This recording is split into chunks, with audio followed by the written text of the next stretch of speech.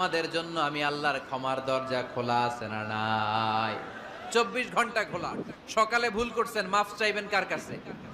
দুপুরে ভুল হয়েছে, মাফ চাবেন কার কাছে? রাতে ভুল হয়েছে, মাফ চাবেন কার কাছে? কারণ মুমিন বান্দারা জানে ওমাই ইয়াগফিরুয যুনুবা ইল্লাল্লাহ। মুত্তাকিনরা জানে আল্লাহ ছাড়া গুনাহ ক্ষমা করার কেউ নাই। তাই গুনাহ হলে, পাপ হলে আমরা ক্ষমা চাই কার কাছে? যদি পাপ হয়ে যায়, অন্যায় হয়ে যায়, অজু করে জায়নামাজটা বিছিয়ে চোখের পানি ছেড়ে দেন। চোখের পানি চোখ বেয়ে নাকের ডগাবে জমিনে পড়ার আগে ওই অনুতপ্ত বান্দার জীবনের সব গুনাহ মাফ করে দেয় কে?